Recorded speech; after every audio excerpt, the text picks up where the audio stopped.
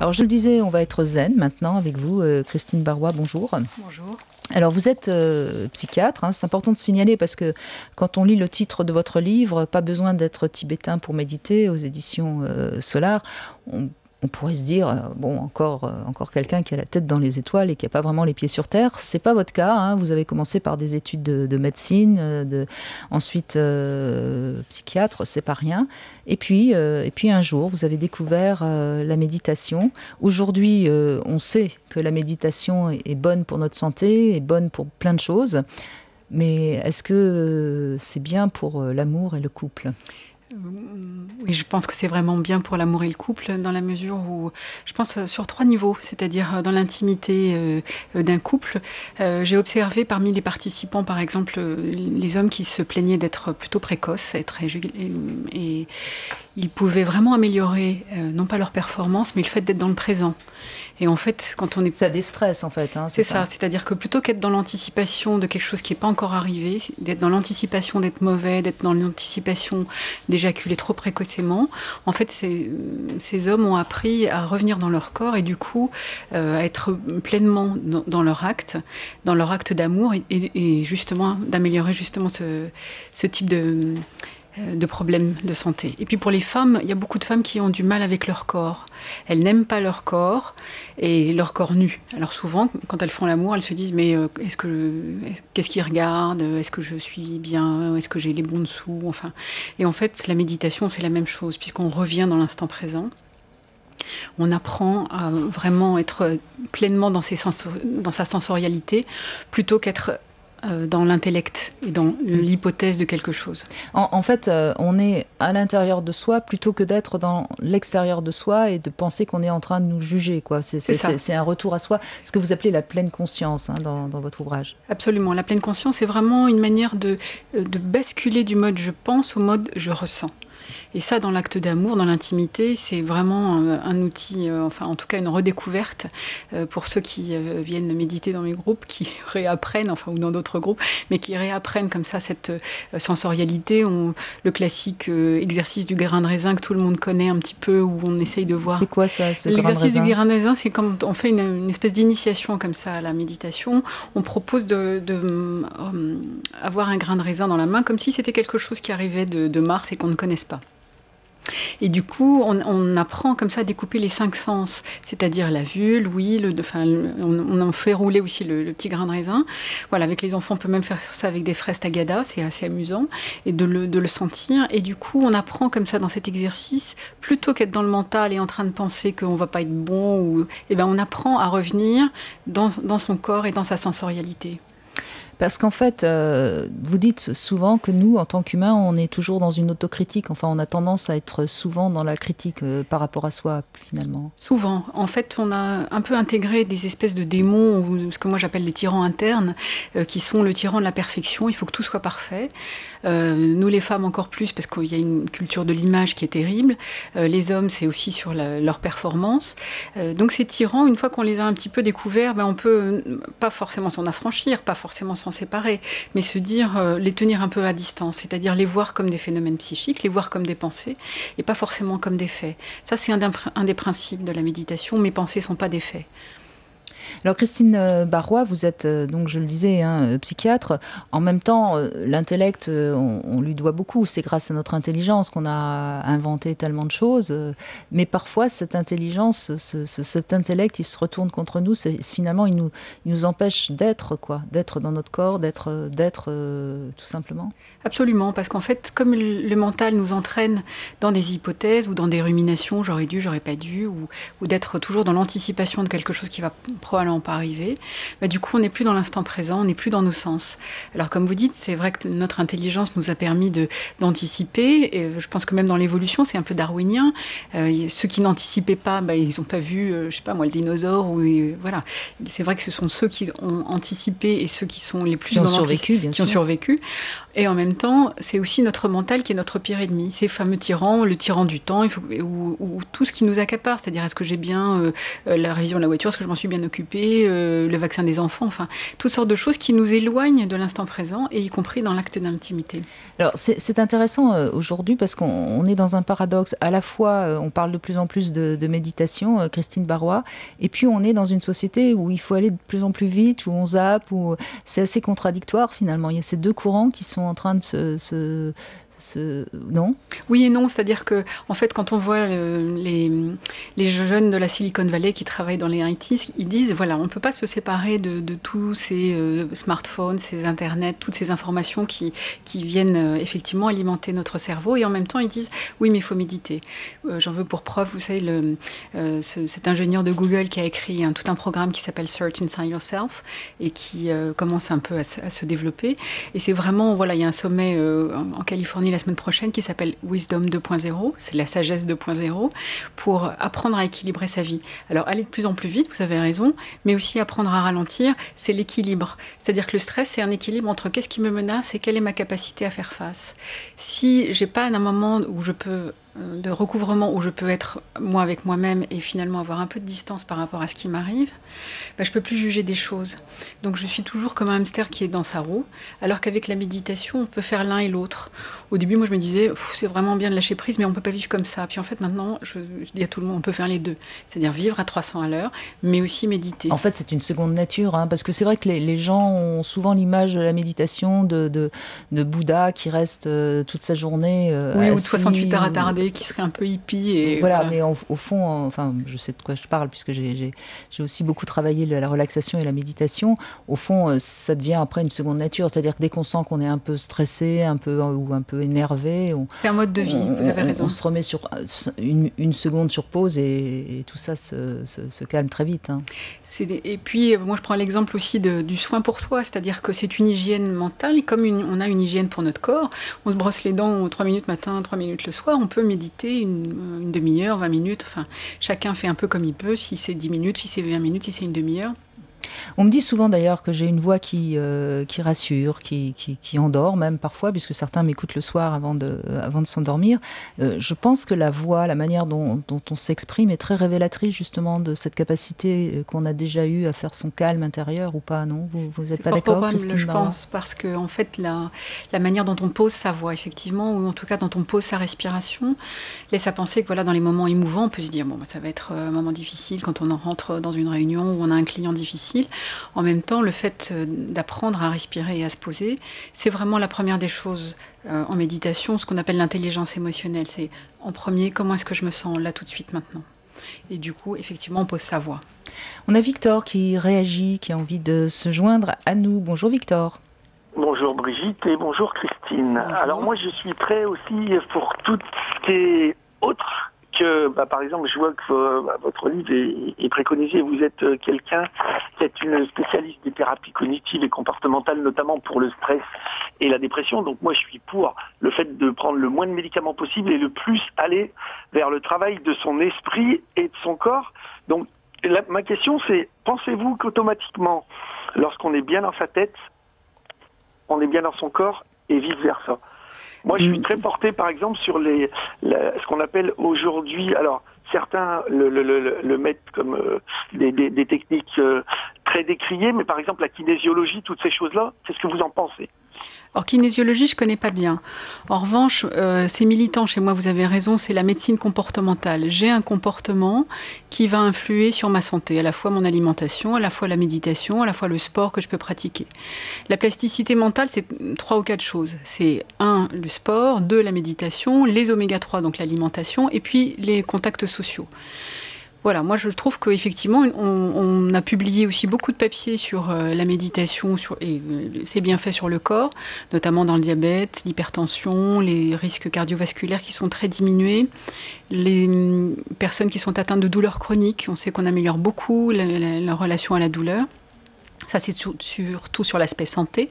Et puis sur l'aspect psychiatrique, effectivement, il y a de plus en plus de programmes qui sont destinés, moi je pratique celui qui est destiné à la prévention de la rechute de la dépression, aux troubles anxieux. Il y en a beaucoup pour les addictions, il y en a pour les troubles des conduites alimentaires, et il y en a de plus en plus dans le champ du médical. Et puis il y a tout un champ que j'évoquais tout à l'heure qui est aussi dans le champ professionnel, et voilà, de relations à autrui, de gestion des conflits.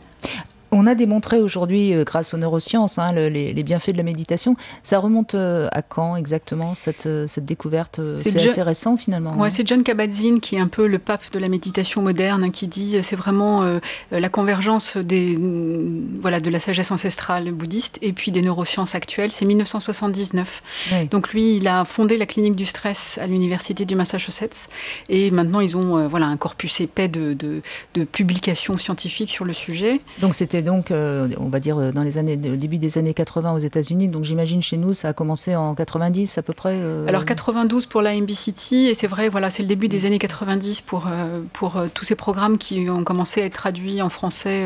J'ai envie de dire plutôt 2000 même. Et vous aviez raison, par exemple, pour tout ce qui est alimentaire. Moi, je vois, par exemple, les gens, je suis quelqu'un de relativement stressé, je prenais beaucoup de Smecta pour éviter d'avoir des diarrhées. Aujourd'hui, je me fais un citron pressé le matin, je me fais une cure artichaut radis noir en ampoule pendant 3 semaines, et je suis zen. Et dans ma tête et dans mon corps. Et c'est vrai que toutes ces choses naturelles, par rapport au fait de se mettre à aller du Smecta ou n'importe quel autre cachet qui va nous faire passer que la douleur, mais pas nous soigner le reste, on revient quand même à ces méthodes de grand-mère et à toutes ces manières de penser et d'être qui sont bénéfiques, je pense.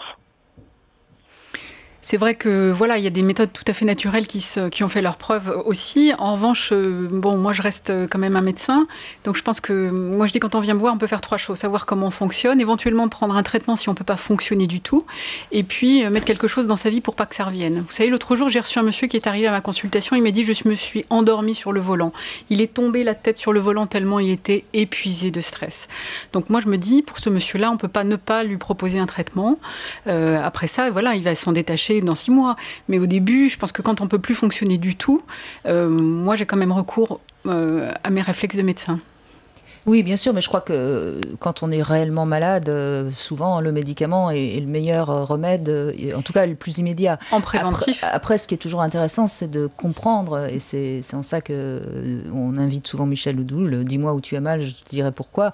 Et ensuite, on peut avoir une prise de conscience, vous parlez de la pleine conscience, et à ce moment-là, on peut s'entretenir, je dirais, pour ne pas retomber malade. Absolument. Après ça, c'est un comportement, effectivement, qu'on adopte.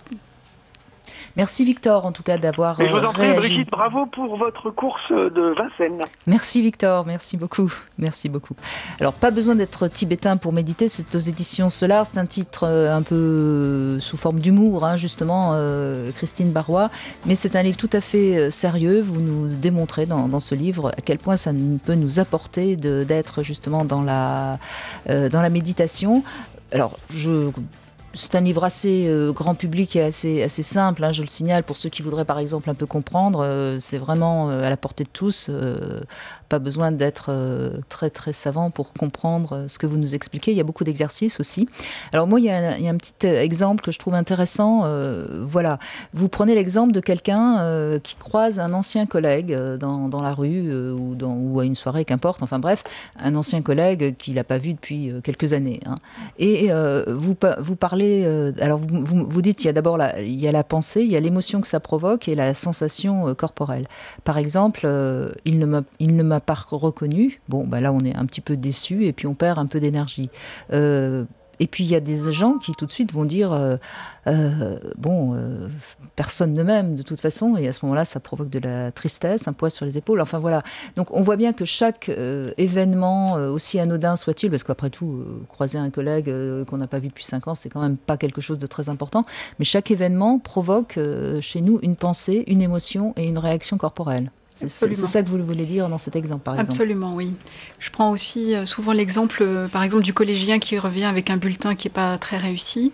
Le parent qui va pas bien, il va dire « c'est ma faute, je suis pas assez présent, je m'en occupe pas, etc. » Et celui qui se déprime pas, il dit « il a rien fichu, on va lui trouver un prof de maths. » C'est une manière d'internaliser ou d'externaliser la cause. Ça, c'est vraiment issu des thérapies cognitives et comportementales. Et en fait, c'est pas tant ce qu'on vit que la manière de le vivre, c'est-à-dire la manière de s'attribuer ou en fait fait, de externaliser les causes des événements. C'est ça qui peut vraiment nous faire souffrir.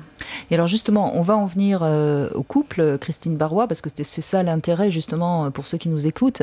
C'est pareil, quand on rentre le soir et qu'on retrouve son mari ou sa femme, et qu'il y a un événement qui par exemple, je sais pas, elle a embouti la voiture, c'est pareil, il va y avoir une réaction qui n'est pas forcément en corrélation avec l'événement, quoi. Absolument, c'est-à-dire c'est ce que j'en fais qui va me faire souffrir. C'est-à-dire si je majore le négatif, si j'amplifie le négatif, à ce moment-là, je serai dans une sorte de souffrance. Alors qu'au contraire, si je prends du recul et je dédramatise un peu les choses, il y a toutes les chances pour que ça se passe mieux. On va prendre un exemple tout bête. Par exemple, monsieur ou madame, qu'importe, on ne va pas faire de féminisme à outrance, apporte un plat et puis le plat tombe, il casse, il tombe par terre, et évidemment tout le repas est sur le plancher. Bon, finalement, c'est pas grave, on peut en rire, au fond. Absolument. Ça peut provoquer de la joie et en rire tous les deux. Ça peut provoquer de la colère, ça peut provoquer de la tristesse. Enfin, toutes les émotions peuvent y passer. Et la culpabilité. La culpabilité, du dégoût, de la honte. Enfin, tout peut y passer. Et finalement, la manière dont on va le gérer soi-même et la manière dont le partenaire va réagir, ça peut provoquer un rapprochement ou carrément une dispute. Conflit. Absolument, un conflit de couple. Et alors, à quoi ça sert d'être en pleine conscience, justement, dans cet exemple très précis ? Quand on est en pleine conscience, en fait, on fait attention à toutes les sensations corporelles qui peuvent arriver. C'est-à-dire que si c'est la colère, on se rend compte qu'on a un flush vers le haut du corps, c'est-à-dire un afflux de sang, parce que nous sommes des animaux. Et en fait, on a les épaules qui se contractent, les poings, les mâchoires. Et du coup, quand on a appris à se recentrer sur nos sensations corporelles pendant l'événement de la colère, ça change tout. Ça change tout. Et du coup, on peut relativiser véritablement en se disant, c'est une situation difficile, embarrassante, c'est un peu bête parce que le dîner est fichu. En même temps, c'est plus la peine d'exploser de colère. Et pour celui qui a fait tomber ce plat, de se dire, mon partenaire... Je suis nulle, ça sert à... Enfin, c'est pas grave, ça arrive à tout le monde. Ça peut arriver, il n'y a que ceux qui ne font rien, qui ne se trompent jamais ou qui ne cassent jamais rien. Et ça permet aussi de se détacher et prendre de la distance. Pour le quotidien, la pleine conscience, ça sert à ça. Vous parlez aussi de l'empathie dans ce livre. L'empathie, c'est un sentiment qui n'est pas toujours très bien compris. On a toujours l'impression que c'est ressentir ce que l'autre ressent. C'est pas forcément ça. C'est important, l'empathie aussi dans un couple. Absolument, l'empathie, ça permet de se mettre quand même à la place de celui qui est en face de moi et de pouvoir ressentir en tout cas ses émotions et sans forcément lui prêter des pensées, mais en tout cas être plus enclin à reconnaître ses émotions. Et la peur, bien sûr, c'est ce qui nous habite le plus. C'est souvent, d'ailleurs, on ne sait pas pourquoi on a peur. Oui, puisque en plus, quelquefois, avec plein de maladies mentales, il y a plein d'anxiétés qui ne sont que des peurs d'avoir peur. Il y a des enfants qui ont des phobies scolaires, qui ont la peur d'avoir peur en classe, ou il y a des gens qui ont des phobies simplement sociales, en se disant je vais avoir peur si je suis invitée à un dîner ou dans une soirée où je connais personne, je vais être gênée. Moi, j'appelle ça transpirer avant d'avoir chaud. Il ne s'est encore rien passé, qu'ils sont déjà mal à l'aise. Et alors que la pleine conscience permet de se dire « Ah, tiens, j'ai une petite alerte dans mon corps, j'ai le cœur qui s'accélère. Rien que de très normal, puisque je vais aller, je sais pas moi, en réunion. » Ça voulait dire que prendre conscience du début de sa peur, ça permet de ne pas se faire envahir par sa peur, en quelque sorte. Voilà, de focaliser sur... moi, j'appelle ça être chatouilleux des émotions. C'est-à-dire se dire, je suis... quand il faut que je parle en public, ou quand il faut que je sois devant des gens que je ne connais pas, ou aller dans un magasin faire une réclamation, ça va être peut-être conflictuel, se dire j'ai le cœur qui s'accélère, plutôt que d'être dans la peur, simplement faire la paix avec sa peur, se dire mon corps me dit que c'est une petite alerte, c'est pas grave.